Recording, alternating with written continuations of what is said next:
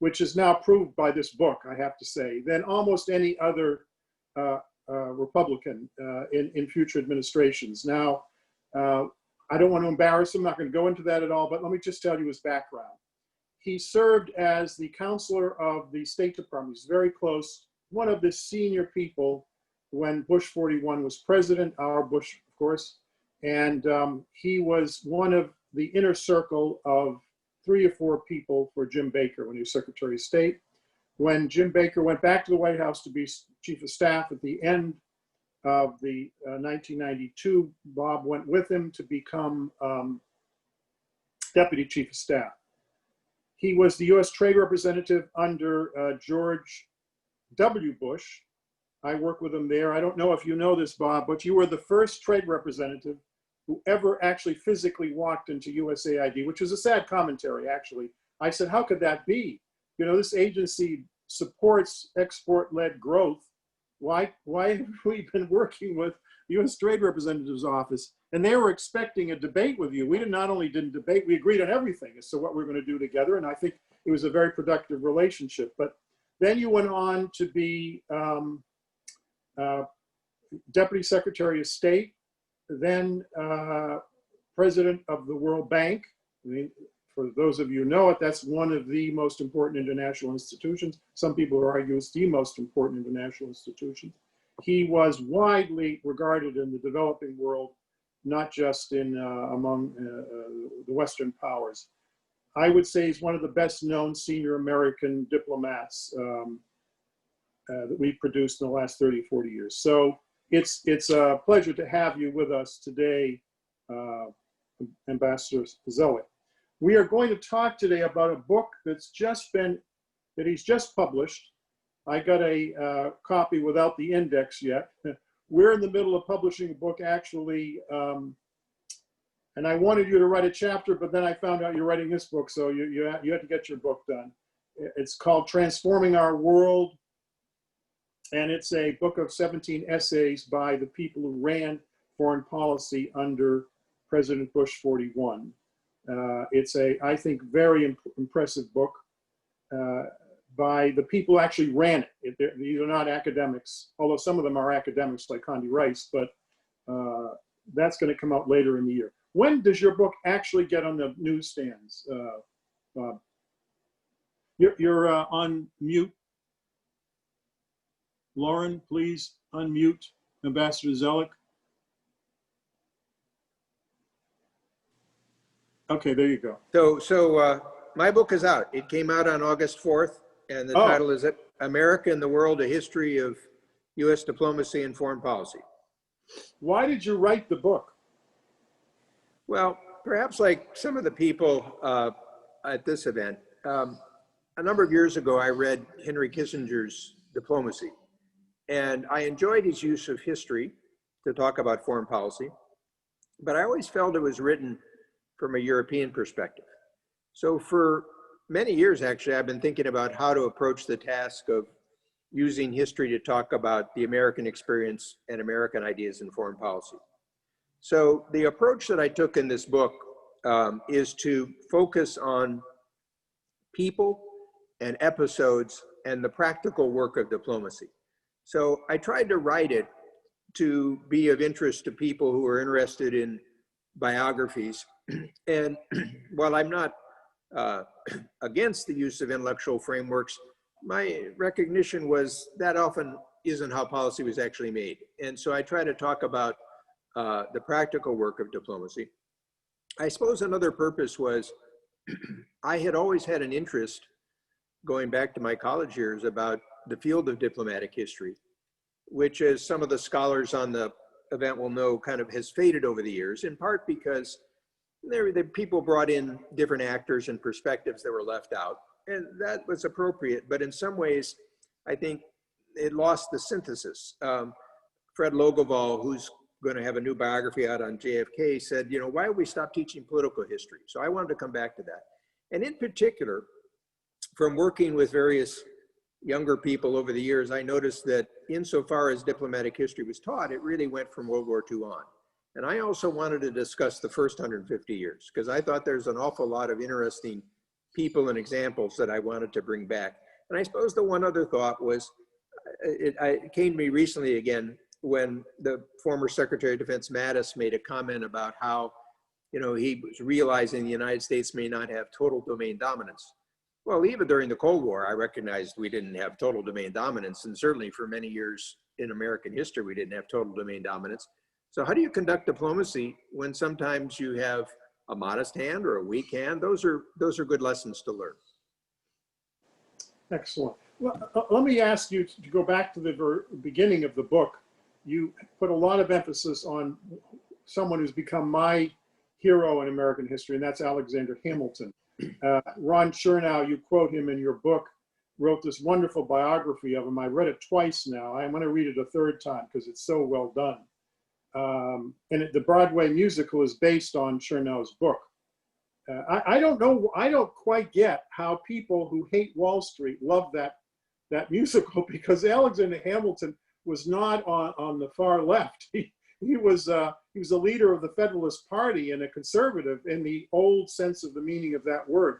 But talk about his role in the early republic in terms of not just our finances, but his vision and strategy in terms of trade. Well, right. So what I wanted to draw attention with Alexander Hamilton is, many people know the story of how he created the US financial system, but I wanted to emphasize the diplomatic aspect of that. So I wanted to draw attention that he is the father of economic statecraft, a principle that I think is important for the next 200 years. He does have a particular recognition of the system of finance and economic power, how it fits together with the diplomacy. And in particular, the role of financial credit and fighting wars. So I explain again how in 1781, he takes a leave. He's no longer an aide to Washington. He goes back to the library of his father-in-law, and he's trying to contemplate the nature of the war with Great Britain. And he realizes that this is fundamentally a battle of attrition and will that partly depends on the credit and how long Britain's willing to take this out. And this affects his thinking when he becomes Treasury Secretary. One of the points that I emphasize is he wasn't just trying to sort of create trust in American financial securities. He wanted to do it quickly because as a new nation, he thought it was important to have this notion of confidence in marketplaces. And there's a wonderful irony, because the next chapter, as you know, is about Thomas Jefferson and the Louisiana Purchase. And that wouldn't have been possible if Jefferson didn't have creditworthy bonds, which he uses to buy Louisiana.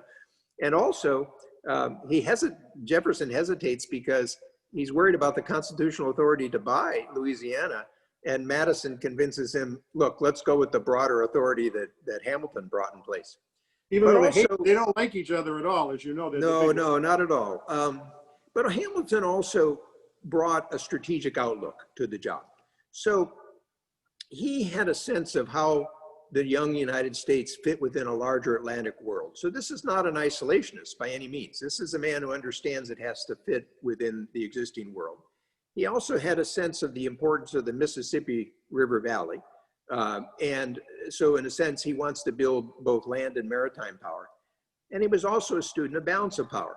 So Talleyrand, who's in the United States at this time, says, Hamilton divined Europe. And what he meant by that is he understood the power plays within it.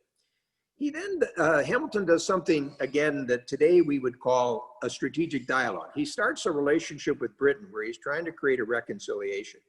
And he's saying to the British, look, we have actually a lot of common interests.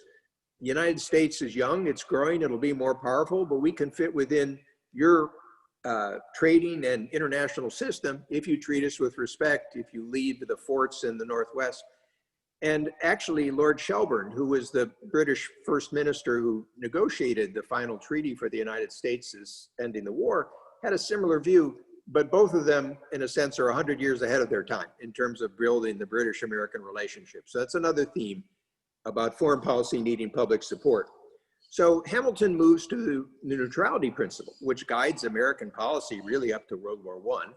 And what I bring to attention to people on the practical side is that this wasn't just a concept. 90% of the US federal government revenues came from the customs trade.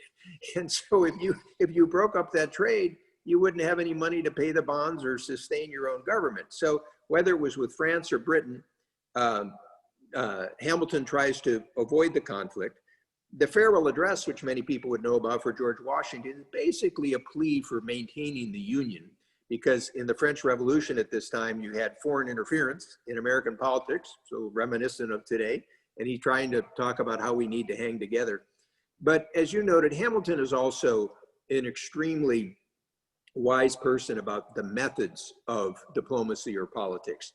And in this book, I try to draw attention to some of those topics. So for example, he actually draws from Colbert, a French foreign finance minister, the idea that the good official doesn't just wait for events, he tries to shape them. Secondly, he has a sense of a system and how the parts fit together, as you and I were talking about with aid and trade and how they interconnect. And he also makes a point that I draw attention to Ben Franklin making early in the introduction, which is, you know, small events can have a big effect on important people and big events. And so don't underestimate the emotional ties among people with whom you're working and negotiating. So you might ask today, you know, is it good to get in fights with everybody, or do you want to, as Baker used to say, do you want to pick your fights? And there's one last thing about a wonderful story about Hamilton that I think is distinctive. And this again comes from Talleyrand, who's again in the United States, having fled the revolution. He later goes back and is the French foreign minister. Talleyrand is walking late at night in the winter, and he sees the light burning late at night in Hamilton's offices. And he says, this is amazing. This is a man who created his country's fortune, and yet he's working late at night as a lawyer to simply sustain his family. And Talleyrand says, look, if I'm ever in such a power, I'm going to use this to make a big fortune, which is exactly what he did. So Hamilton, in addition to being an economic thinker and a strategist and a diplomat, was also a man of honor. Absolutely. Let me ask, at the beginning of the book, you suggest 5 themes that are woven through the entire book. And it's very important to understand those when you begin. So why don't you go through those 5 themes that are so important to the narrative? Yeah, since I'm talking about people and stories in particular events, I wanted to let those stories tell the tale. And I'm not trying to force people into a framework, but I did want to draw attention to 5 traditions that I think carry on over time. And the first one I think is in some ways would be a surprise, although I hope not to a Texas audience, and that's the importance of North America. You know, if you ask most foreign policy thinkers today, they'll talk about Europe or Asia, maybe Latin America, the Middle East. No one talks about North America. And that obviously in the 19th century, this was critical to the development of the country. But even in the 20th century, we almost go to war with Mexico again in 1916. I talk about the Zimmerman telegram, which was the German offer to Mexico to say, join us against America in World War I, and we'll give you back Texas, New Mexico, Arizona. They left out California for some reason. If you think about the Cuban Missile Crisis in the Caribbean, the great atomic nuclear showdown during the Cold War, and I would argue that our strategy with NAFTA under President Bush 41 was much more than a trade agreement. It was to try to embrace a modernizing Mexico.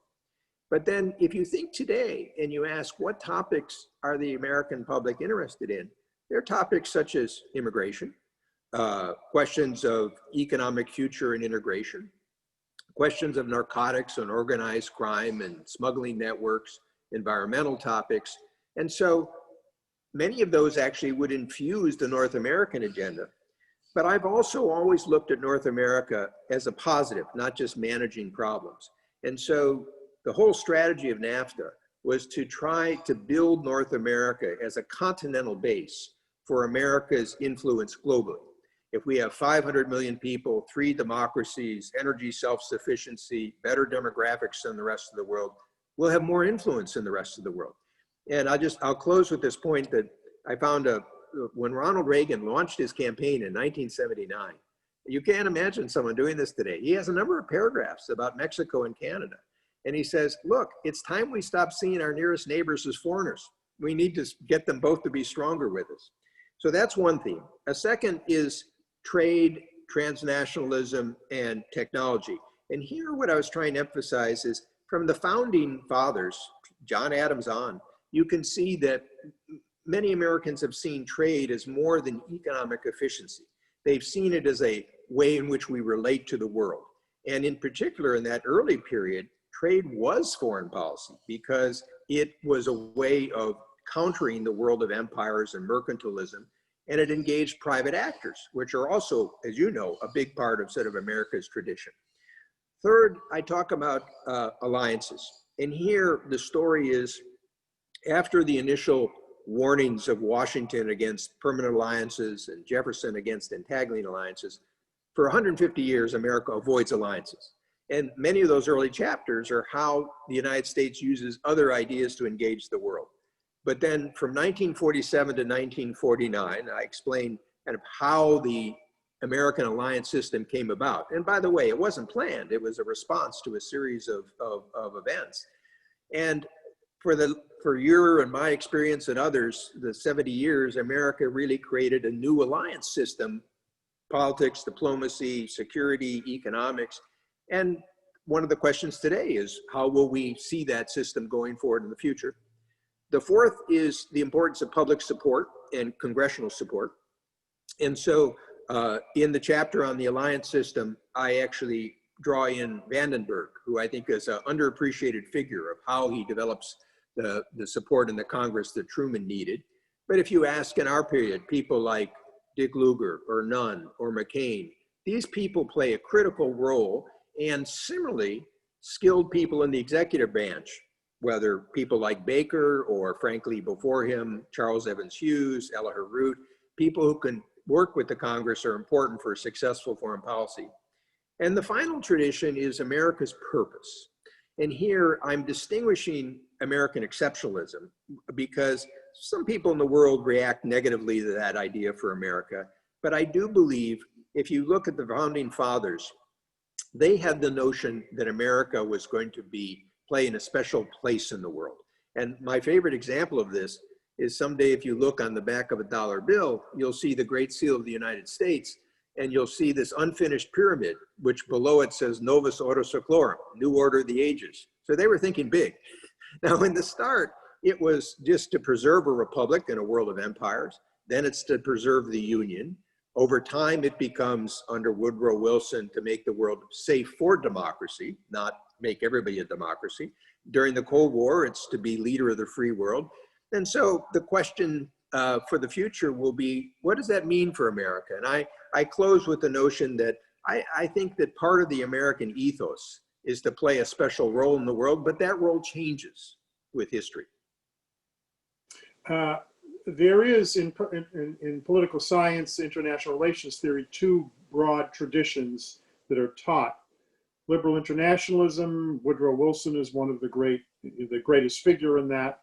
Although I've always admired Elihu Root, and I did not realize to what degree he actually predated Wilson in terms of the creation of international arbitration systems, the world court system, and all that. He's actually much more prominent than Wilson in terms of having a consistent influence. And of course, he was Secretary of State under our mutual heroes, Theodore Roosevelt's one of my heroes. But talk a little bit about the distinction between realpolitik, which is what people would say Theodore Roosevelt was, but that's really not completely accurate. He was also an idealist.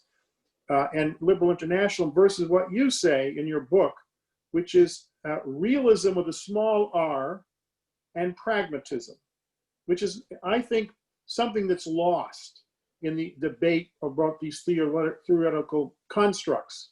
There is a third school, which is the way the world really works. It is not a highly abstract set of constructs. It's a pragmatic approach that deals with reality. Why don't you describe that third approach? Because that's really what George H.W. Bush was, don't you think? Yeah. I try consciously in the book. I note some of those intellectual schools, right, and they're fun to play with. But what I was partly trying to communicate to people is when I was working with Baker and Bush on German unification, frankly, it's not a question of international liberal order or offshore balancing. You're trying to solve the problems of the day. And so what I try to imbue in the book is the notion of pragmatism. And this was obviously associated with both Bush 41 and Baker. And I'm not saying that it's a formula for success, but my stories try to emphasize the pragmatic nature of American diplomacy. And in simple terms, it's about how do you get things done? So it's not getting so tied up with intellectual constructions or conventions or dogmas. And for people who know something about American philosophy, pragmatism is exactly that contribution of Americans to the philosophical tradition based on empirical experience as opposed to sort of theory, looking at results. I recall when I was with Baker in 1989, and we were trying to understand what Gorbachev was, where he was going with the Soviet Union. President Bush brought in some Soviet specialists that came up with various types of theories about, is it just a refreshing period? Is it fundamental change? And Baker described this as academic theology. He said, fundamentally, you know, while this moment is here, we need to put as many things in our basket as we can. And we need to see if we can help Gorbachev make these changes. And so what my book is about is the notion of the realities of practice. So, you know, as a diplomat, how do you assess the realities on the ground? Political, economic, technology, security. Sometimes it's votes. What are the processes and institutions you have to work with? You know, how do they work and how do you get them to work for you? What about the positions of others, which you're either going to have to deflect or gain support? Timing, a critical issue that I sort of emphasize through various stories. Chance and contingency. And an important point, particularly as students consider this, that it's respectable to have imperfect results in a far from perfect world. You know, every accomplishment you have doesn't mean that the world is going to be peaceful and prosperous for all time. Let's just try to advance the agenda. And perhaps it's a more optimistic view of history, trying to use history to offer insights on how to do better as opposed to have a sense of timeless obstacles. So one of the figures in your book is John Hay, who was Secretary of State under McKinley, and then for a while until he died, unfortunately, under Theodore Roosevelt, and then Eli Root took over. But he is the one who designed the open door policy, the United States with China. He was the author of that. You describe that in some detail. I mention it to you because China is at the forefront now, and I know from the questions we've been receiving from a lot of people that people are worried about a war with China or conflict. Could you describe a little bit what that policy was, what John Hay's reasoning was, and how that acted as a framework for decades of our relationship with China, which was actually very protective. It was not predatory at all, unlike many of the European powers. Exactly. So just to give people the reference point again, John Hay was partly famous because he was one of President Lincoln's two assistants. And he later, with his colleague, John Nicolay, writes a 10-volume history of the Lincoln administration. After Lincoln is assassinated, Hay goes off to Europe. He holds various diplomatic posts, consular posts, but he's mainly a writer. But he comes back to Cleveland, marries a wealthy woman, and gets involved in Republican politics. And during that process, he gets to know a man named McKinley, who is a congressman, a governor. When McKinley becomes president, he asks Hay to become ambassador to Great Britain. There's a wonderful little anecdote of all of Queen Victoria's years in office. She found Hay to be the most interesting ambassador she met because he was wonderful with stories. He had a sense of history, he had a sense of tragedy. I emphasize he's a man of words, and his words end up making history here. So there's a certain irony that when McKinley brings him back as Secretary of State after the Spanish-American War, much of Hay's historical role is with China, even though he never went further west than Yellowstone Park. Now, it's important. This is 1899 and 90. And the context is the European powers in Japan and Russia are in a scramble for China. And Andrew, you've worked a lot with Africa over the years. You'll recall that a few years before, they basically carved up Africa into colonies. And that was the process that looked like it might take place in China. And that's useful to remember because the Chinese certainly remember it. This is the century of humiliation. Yeah. But the US policy led by Hay is to try to maintain China's territorial integrity. And indeed, Elihu Root at one point says, if China breaks up, it would be like the Roman Empire. It'd be a tragedy of great proportions. However, this is one of those cases where the United States doesn't have overwhelming power. The public doesn't want a huge intervention. And so Hay basically picks up an idea from some British idea merchants who thought the US would be best positioned to work this idea of an open door policy. And he develops these two open door notes in 1899 and 90. And the second one is occurring during the Boxer Rebellion, which people may remember, the siege of the legations. It was later made into a movie. And what he basically is trying to do is shape the foreign policy landscape at home and internationally. And he doesn't have a dominant power, he doesn't have intervention, but his concept is, could he find common ground with the other powers, build on it a little slightly, but also hold it together with the weak gravity of international cooperation? And this is an important point to be made, because some critics in foreign policy think you're either dominating or you're out of it. Well, a lot of the work that you and I did, whether in places like Darfur, Sudan, and others, is in this in-between world. And the legacy that Hay leaves is, first, he builds on the Alfred Thayer Mahan's legacy that our security in the Western Pacific is really a maritime security with the islands. Let's avoid land wars in Asia, as Bob Gates has talked about. Also, the idea of the open door becomes a very powerful thought in later generations, including with Hughes and Root and others, about America's sort of access to China. And there's a wonderful American story here. At the end of the Boxer Rebellion, the foreign powers collect an indemnity from the Chinese government. And the United States argued for the smallest amount, and we took the smallest amount. But in a wonderful American fashion, we used much of the indemnity to create scholarships for Chinese students and to found what becomes Tsinghua University, so this great sort of university. So it's a wonderful example of where America says, okay, well, we'll take the money, but we'll use it for good purposes. And there's another little reference, is that in the chapter I have about Nixon and Kissinger in the opening with China in 71, 72, Mao at a point says to Zhou Enlai, look, I think we can trust the Americans. They're one of the only powers that didn't occupy our country. So I partly am talking about, want people to understand the stream of history, how these issues build on each other. Well, let's talk, I'm going to go back to some of these other issues, but let's talk about the relationship with China, which clearly has deteriorated. It deteriorated even before COVID-19, but there's a lot of intrigue, some of it legitimate and some not legitimate. In my view, the Chinese did know much earlier, but I think it was lower officials who knew. I don't think Beijing knew, because the Chinese system rallied to sense a lot of perverse incentives not to report bad news up through the system. I think Xi Jinping would have acted earlier for his own self-interest, not because of worrying about the rest of the world. If he could have, but he didn't, and I think it's because of a defect in their system of information and their bureaucracy. And a democracy does much better at getting information out than autocracy does. But anyway, talk about where we are now and how could this lead to war, Bob? Are we facing conflict with China?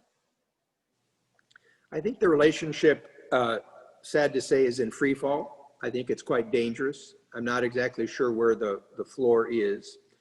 I think that while Xi Jinping, one important point historically to recognize is when Xi Jinping took office in 2012, he created a documentary film about the end of the Soviet Union, and he ordered all the party cadres to see it. Yeah. And if you created such a film in Europe, Gorbachev would be the man that helped end the Cold War, be a heroic posture.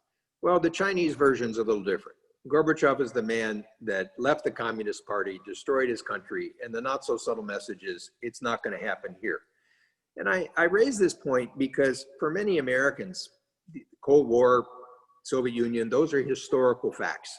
Well, they're very alive in China, just as this image of the century of humiliation. And they go to this point you raised of that, well, on the one hand, China is a rising power. It also has insecurities.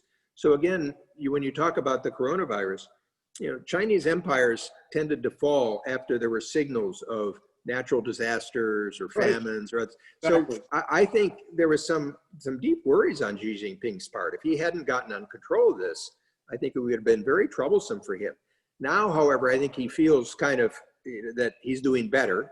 But what I point out is today you have a power that has a certain amount of hubris, but a certain amount of insecurity at the same time. So what I would come back to is, what do we want to accomplish with China? And I think one of the dangers of the current debate is there's a view that cooperation with China failed. We've tried that, cooperation doesn't work. We don't need to get into it all here, but I wrote an article in the National Interest in March and April this year where I outlined the many things that have been accomplished with China. And just to give you one set of example, Taiwan is in the news. Well, in my own service, I helped bring Taiwan into APEC in 91, 92. I got Taiwan into the WTO in 2001. I actually got Taiwan to be an observer in the WHO, and we also had arms sales in the Bush administration. So I say to people, okay, you want to get in a fight? What are you going to get done in this process? And I could, whether it's proliferation issues or working with Iran or North Korea or climate change or economics, there's a lot that's been accomplished with China. Now, the reality is, however, diplomacy doesn't allow holidays. You have to keep working on these topics. And so going back to the Mahanian point about you need to have the right naval defense, you need to work with your allies, which we haven't been working on at all. You need to find where you can find the common ground. And I draw also a point from the Reagan administration. I think I have a chapter on Ronald Reagan with the end of the Cold War. And what you can see is he used freedom as an aspiration. He was always thinking not how to defeat the Soviet Union, but how to convert them. and he believed the Russian people also wanted the same things that Americans had. And yet when we talk about those issues with China today, they're almost thrown as insults, trying to put China down. I think that's a mistake. So take Hong Kong. Rather than just sanctioning people so you can't talk to them, I would do what the Brits are doing, which is to say, let's let people from Hong Kong come to the United States. That shows the difference between the two political systems. So I believe you can be realistic, cooperate, have a sense of power, work with your allies, but still advance freedom. And that's not what we're doing today. I mean, this trade agreement, we spent 3.5 years raising tariffs for, frankly, a not very good trade package that is only halfway being met. And the challenge with China, and this is where it gets granular, you have to get into the details, like take intellectual property. China has actually created intellectual property courts, and they're giving awards to foreigners about 85 to 90% of the time now, but the penalties aren't high enough. So what I'd be doing is negotiating the higher penalties. Or on the forced technology transfers, that's prohibited by their accession to the WTO. But it was, when I was USTR, it was hard to get the evidence because companies were afraid that it would be used against them. So frankly, I would be working with the Chinese to reduce the joint venture requirements. So, because the joint ventures really create the situation for the forced technology transfer. So part of my story in my book would be applicable today is, what do you want to accomplish? What are your objectives? And how do you work with others, your allies, but also forces within China to achieve them? And frankly, recognize there are some things in China that you can affect, some things you're just going to have to protect against. One of the things historically has been true of China, when the center is weak, the different parts, because the country is so vast, spin out of control and you have warlordism and all that. We don't have that fear here because we have 50 states, 50 governors who are democratically elected. We don't think in those terms, whether Washington's weak or strong, or whether you're a federalist or an anti-federalist. But the Chinese are obsessed with it because historically for 2,000 years, whenever the emperor was weak or failing, the country would go into chaos. And you're absolutely, they would have the mandate of heaven turn into the revenge of heaven, and then you'd have chaos in the countryside. Well, there's a bigger point there too, Andrew, which I try to, while the book is to talk about the American experience, I try to put it in the international context. And I'm sure you found this. If you understand somebody else's history, first off, as an American, you get great points for just being attentive. But Right. Secondly, it understands kind of where they're coming from. You don't have to agree with it. I don't agree with all the Chinese views about the century of humiliation. but it's important to understand how they look at issues. And that's part of what I would consider a pragmatic approach. Well, that brings us to our mutual beginning in politics, which is the George H.W. Bush administration, because one of his qualities as president was he was a very good listener. And he always tried to put himself in the shoes of the people he was dealing with, whether they were allies and friends or whether they're adversaries, to see how far he could push them and to see whether understanding their motivation would affect how he would deal with them. So you were at the center of that. I was at the operational level doing all this disaster response and all these civil wars around the world. But you were at the center of these negotiations and you saw him in that context. Talk a little bit about the Bush presidency in terms of style and in terms of approach, because a lot of what you're describing, to be frank with you, in my view, is embodied in the 41's administration conduct of foreign policy. So my theme for this chapter is alliance leader, because as we talked about, the alliance system created over 70 years. In some ways, Bush 41 was the paradigm of an alliance and global leader. But I think to understand President Bush, it's also important to understand his relationship with Baker. I don't think we've had anything like this since Jefferson and Madison in terms of relationship. And in particular, President Bush, people recall, was a true gentleman. He also emphasizes prudence. But what people often don't recall is he was a fiercely competitive man. He wanted to win. And you saw that in every aspect of his sports and other life. And so while he was courteous, he looked to Baker to be the action officer, the guy who would push for results. This shows up actually early in '89 when Brent Scowcroft and Cheney and Bob Gates were all quite cautious about engaging the Soviet Union. Baker understood Bush didn't want to be caught on his back heels. He realized that there were events in Europe and he wanted to sort of get in the forefront. And that led to a strategy of alliance first. In some ways, many of the scholars who've looked at this period focus on Moscow and Russia, and they miss that what Bush and Baker determined early in '89 was that Gorbachev's appeal went to the heart of the alliance system, particularly Germany. So people may recall you'd eliminated the intermediate range nuclear missiles. So the only ones left in Europe were the short range nuclear forces. And NATO had pledged to modernize those. But as the Germans said, the shorter the missiles, the deader the Germans. So there was a big dispute within NATO about the Germans wanted to negotiate them. They didn't sort of wanted to modernize them. So Bush comes forward with a proposal in May that, again, historians have not looked much on, to focus negotiations on conventional forces in Europe. And this was important because if you could lower and equalize conventional forces, you had less need for the nuclear issue. And that's exactly what he did at the NATO summit. It also had the benefit of suggesting to Eastern Europeans that the Soviet troops could go home. If they went home, it would be harder to bring them back under various circumstances. So he leads this NATO summit in May that establishes himself as alliance leader. And again, in strategic terms, he's dealing with the fact that history has not only presented Russia questions, it's also presented a German question. And since 1871, a united Germany posed questions for the stability of Europe. So this leads to the German unification, where our strategy was to stand for German unification. We were one of the only countries that did, but we also wanted to take place within NATO and within the European structure. So there were sort of architectural developments. In the book, I also point out, even sympathetic historians look at Bush and they say, well, there was a pause. And I try to, in dealing with the Soviets, what I try to bring to people's attention is consider what he does within the first 6 months. He has this bold conventional forces initiative. He leads the NATO summit. He has a relationship. He gives a speech in Mainz about partners in leadership. By the way, he also goes to Japan, which was very important as a young aviator from World War II, because Hirohito's funeral shows the Japan relationship. He goes on to China because he's wanting to make sure we have ties with China dealing with the Soviet Union.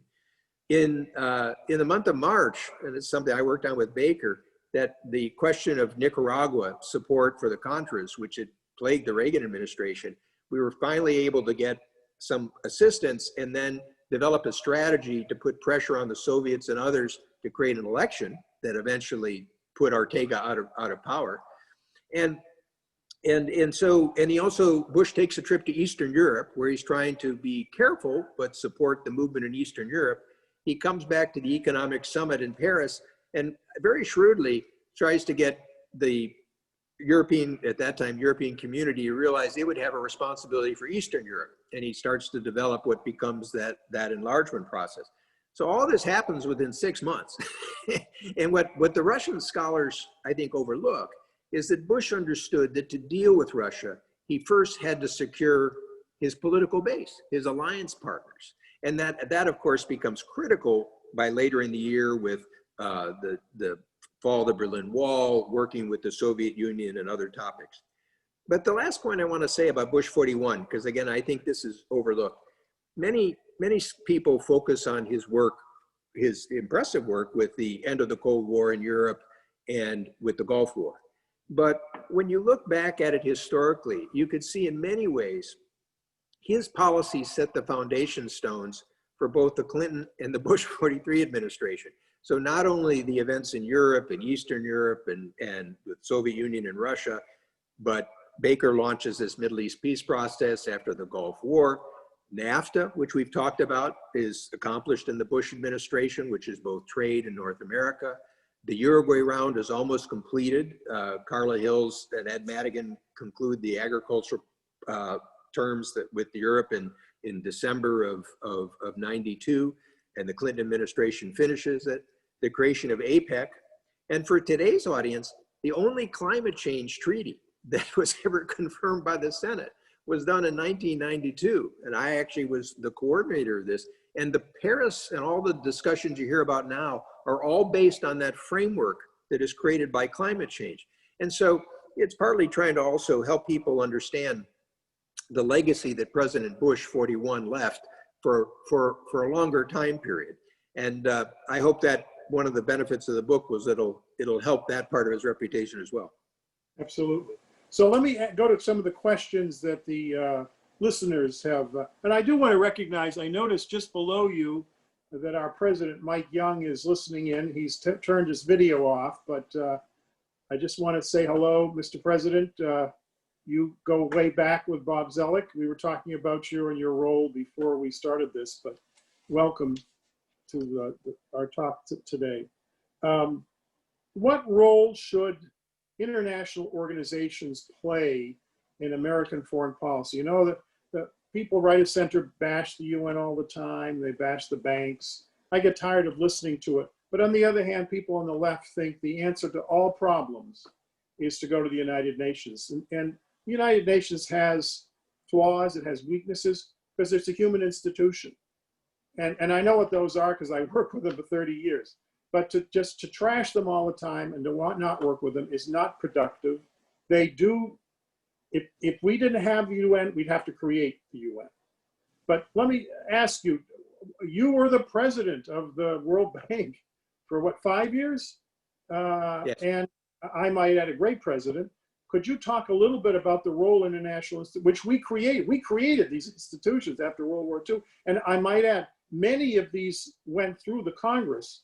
The vote on the UN, I was surprised in your book. I knew it went through by a large margin. It was, I think only 2 people voted against the UN Charter. The entire Senate approved it. You wouldn't know that today, though. Well, in part because Truman wisely had Vandenberg be part of the delegation. So Vandenberg has a stake in it and brings along Republican votes. So I think the starting point on this, Andrew, is sometimes people act as if these international organizations operate in a netherworld separate from nation states. Right. But it's important to recognize that the nation states are the members. And so the nation states decide what they can and can't do. And so, for example, if you take the WHO today, the World Health Organization, well, frankly, the member governments didn't want the WHO to have the authority to intervene in their healthcare system. How would we like the WHO to come down to Texas and see how we're doing these days? So there's a challenge for the leaders of these organizations to try to use them and whatever resources they have, expertise, money, others, so to build cooperation on common issues. And so when I was at the World Bank, we were trying to deal with everything from the poorest countries to global food crisis issues, to gender, post-conflict states and the unusual challenges they have. But I also had the idea of trying to draw in middle-income countries that had benefited from the World Bank to also contribute to the World Bank in terms of ideas and people and also sort of resources. So if you take any of these, the institutions, whether alliances, economic or others, your point is exactly right. And it goes back to one of the observations I made about President Bush 41. President Bush 41 didn't believe we had a unipolar world or frankly, a pure balance of power world or a hierarchical world. He saw it as a world of networks. And the United States was a principal node within that networks. And what he wanted to try to do was make the UN Security Council work in the case of the first Gulf War. And just to give you a sense of the politics of that, one of the things that Baker was behind in that was that we weren't so sure that we'd get support from the Senate. And Baker thought, well, if I can get the votes in the UN Security Council, I can then go back to the Senate and say, well, the UN Security Council voted for it. How can you be against it? So it's the challenges about sort of realizing in an imperfect world how you can make these institutions work better. I do think it creates a special responsibility for the leaders. And I'll go back to the WHO story. I think in this case, to maintain your own sort of integrity, probably the WHO needed to work with China, but didn't need to go quite so far in saying, oh, the Chinese are doing everything. But let's go back to where you started. I agree with your assessment about, basically the Chinese system didn't give the information up to Xi. He acted quickly once he did. But let's say we want to get to the bottom of this problem for the future. Well, frankly, just blaming the Wuhan virus and saying everything is China's fault, that's not going to be a very good way to get to the bottom and prevent these in the future. So I was on a call with a world-class virologist recently, and he said, look, we have about 5 of these a year, and they're often related to wildlife. So by the way, this raises the question of wildlife set of trafficking issues and other interests I have. And so we need to see this as a broader question of biological security as well. And so whether it's climate change, economic systems, in the global financial crisis of 2008 and 9, I was at the World Bank. Hank Paulson was at the Treasury Department. And frankly, Gordon Brown was the Prime Minister of Britain. He used the G20 to really create a pretty important global response. It wasn't perfect. There were a lot of flaws with it, but it certainly got us out of a hole. And you have to ask yourself, how would that work today if we wanted to bring countries together? So one of the frustrations is, sometimes American commentators find a weakness or a flaw. Well, that's fine. But, do you ever find any weaknesses and flaws in the American Congress or, in our court system or other things? How do you make them work? And that brings me back to the pragmatism theme. One of the things that people are not talking about with the world, and we're not emphasizing by our withdrawal from the World Health Organization, when it was created to bring the Pan American Health Organization, which is the WHO of North and Latin America and the United States, North America, into the WHO, because PAHO existed before WHO was created. We had to agree, the diplomats had to agree that the regional entities that represented WHO would elect their own deputy director generals, and they would have veto power over WHO operations in their regions. The reason WHO doesn't respond is not because the director general doesn't want to respond or the headquarters does. It's because the regional offices veto it, which is a ridiculous system. It means that the staff of the director general they don't report to him, which I think is, but these are the things where, you see, a good leader can take a crisis to change some of these. I'll give you another example from the World Bank. As you know, there was always the challenge of corruption. And I discovered that the regional development banks would also sanction individuals or companies if they found them doing something corrupt or violating the rules, but nobody had it coordinated. So I worked with, so in other words, we could sanction somebody at the World Bank, but they could go do business with one of the other regional banks. So I got all the regional banks together and we developed a unified system. So, that's partly the nuts and bolts of making this work. By the way, Andrew, I saw, I think, Elizabeth Cobb's sort of flash up here. And I just Yeah. want to make sure she's got to order the book because I cite her work a lot. I know she's at Texas A&M and she's a wonderful historian and author. So, And we work with her in the Bush School a lot. So wonderful. she's a writer. Let me ask you about the mechanics of our relationship with the world through the federal government, which is through the State Department, which is not in good shape right now. AID, Mark Green succeeded in protecting AID from a lot of damage that could have happened otherwise. But that was not true of the State Department. There's been a lot of retirements of very senior, experienced career diplomats. Morale is very low. It's a very, very serious situation. I think we have done damage to the very important diplomatic skills of the State Department, which in fact is supposed to be leading a lot of this. Could you talk about how we restore, how would you restore the State Department? What should we do in terms of its centrality in American diplomacy? Well, let me start with a broader point, which is, it goes back to Hamilton and the institutions that he created. Part of America's strength over 200 years is creating institutions that, as you've seen, other countries would be very blessed to have in the world. So I'm afraid, I don't mean to get too political about it, but if it's the intelligence agencies, kind of the military, the State Department, courts, you can't constantly put these under assault and expect that you're going to get the morale and performance that the country needs. So coming back to the State Department, it's like any organization. You may recall when I arrived at the World Bank, it was in the midst of a crisis. You have to treat people with respect. You have to give them a sense of direction and leadership. But here, I'll point out something that sometimes people underappreciate. When Baker came to the State Department, there was some grumbling because he said, I'm the president's man at the State Department. I'm not the State Department's man at the White House. Yes. But after a while, people recognized that led to a much more powerful Secretary of State. And whether it was Baker or me and the others around him, we drew on the department and tried to tap the resources while also prodding bureaucracy. So it's natural in any bureaucracy that people start to fall back on accepted processes. You and I worked together on Darfur and Sudan.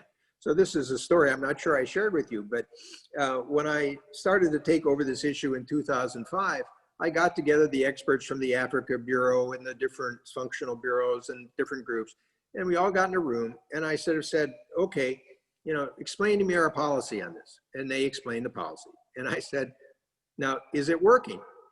and they repeated and explained the policy again and again. And I said, look, it's just us. Don't worry, I appreciate your loyalty. I said, but I'm trying to understand whether we really think this is working or whether we need to change it. Now, maybe if we want to change it, maybe we can't. I can't decide that now, but let's try to unpack it and see really what we could do differently to make this work better. And that's not a fault of the State Department people. In a sense, kind of they're the operating arms of it.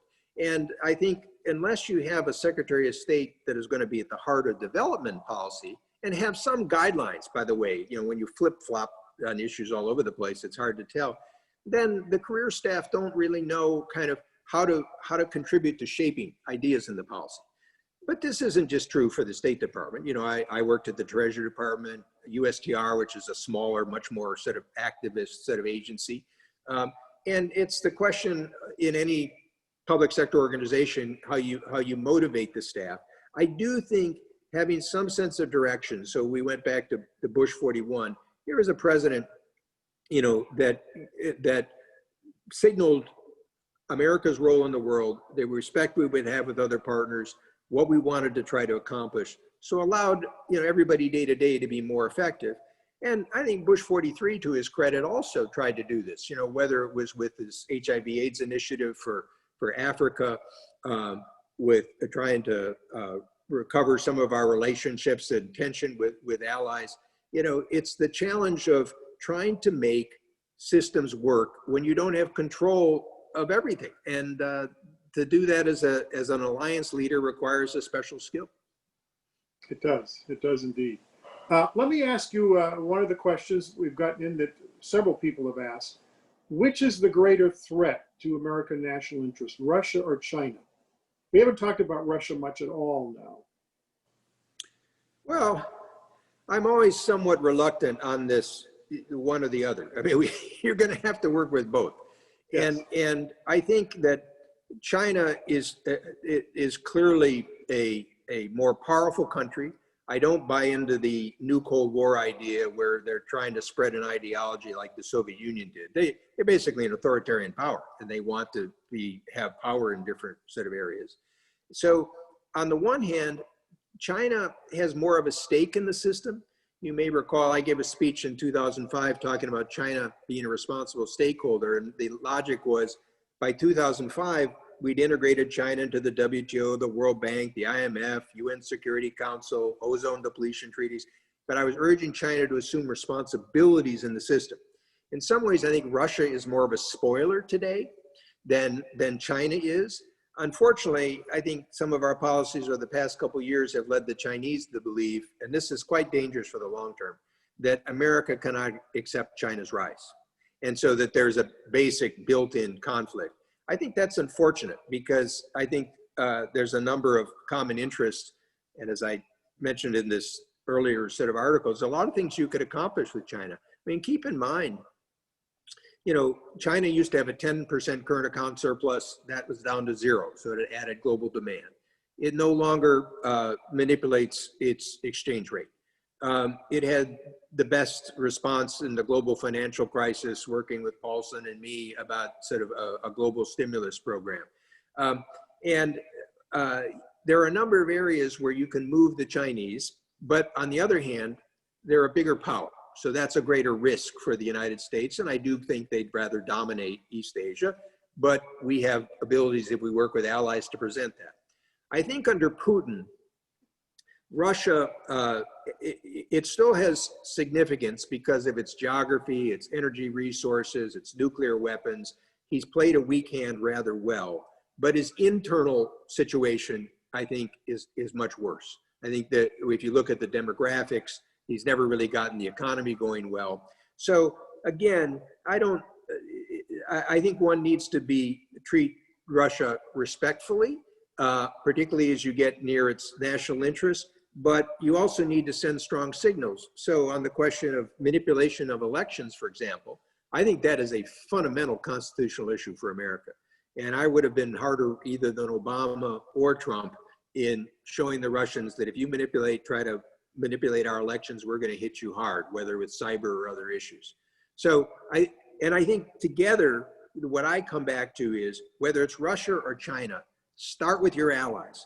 So I think, for example, for the next US administration, there's a possibility here if you try to rebuild on some of the issues that are in the current debate, whether pandemic response, whether inclusive economic growth, whether some of the environmental and climate issues, proliferation topics, and ultimately that could be a good alliance agenda to deal with the larger question of the future of free societies and how we deal with China. Do you think we should move more troops back into Europe with NATO? Because I don't think the troops are the issue. I think where I think the president has misjudged this is that, you know, many of the troops in Germany and Europe are basically there as a forward presence for the United States. It serves our interests. I think, you know, again, this is where, while I support Europeans spending more for NATO, I'm not sure the 2% is the core issue. A lot of the issues we're talking about in the future will be how can we cooperate on cybersecurity, you know, and digital opportunity?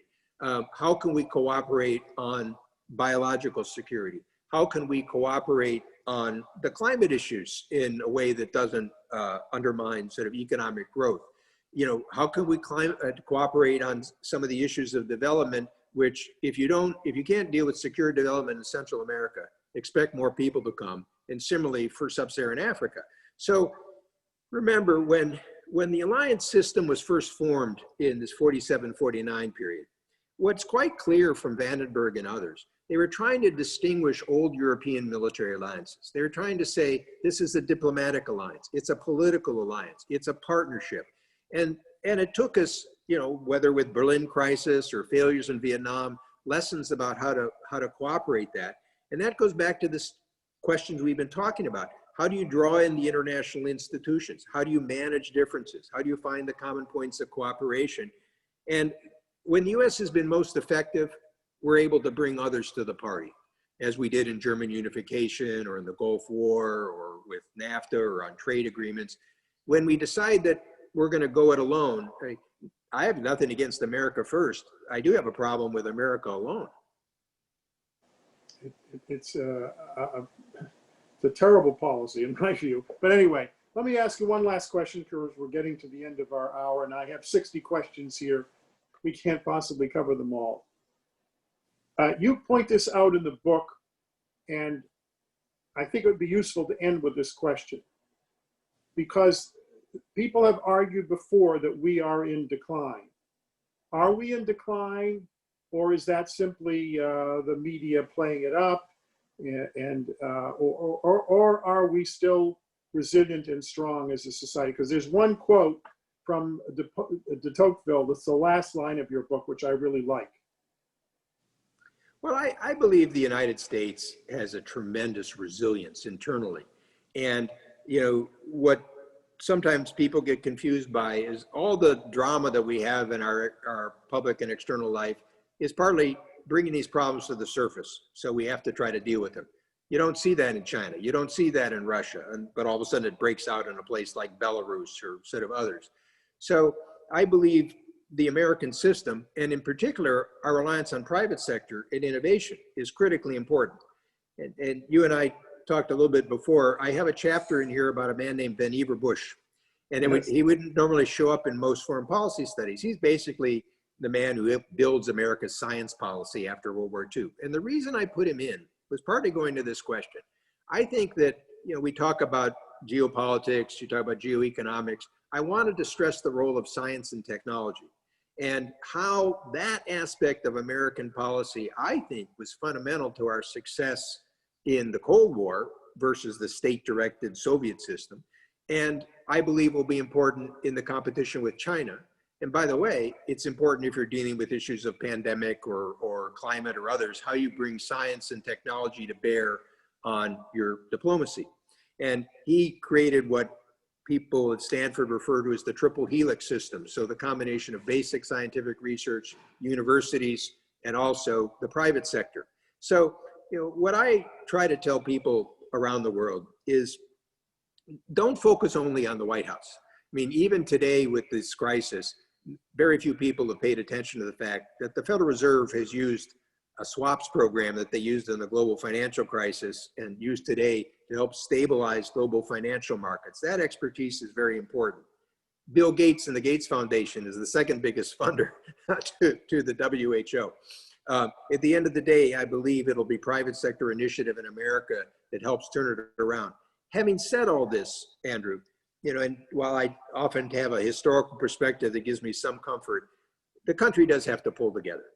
And frankly, you know, one of my worries is when the leadership tries to emphasize division from either side, as opposed to pulling people together. You and I have been part of partisan fights. We know how the system works. Congress has to sort of come to various compromises. I worry that that sense of separation could lead to the types of things I talk about earlier in the book, like when I was talking about the role that Hamilton was trying to say, let's not allow foreigners to divide us internally.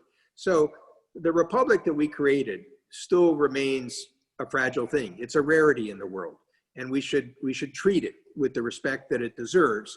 But at the same time, I believe that, and in my own life and like yours, I've seen kind of America be seen to be down and finished. I don't believe that's the case.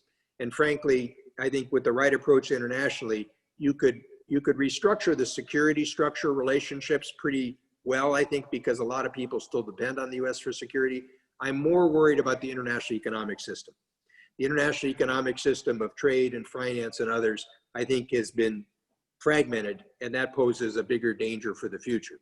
So I guess I'll close with the thought that one of the reasons I wrote the book was for younger generations to read a little bit about this history so they can apply these ideas to the next generation's problems. Thank you, Bob, for doing this. I want to thank all of you for joining us. Buy the book.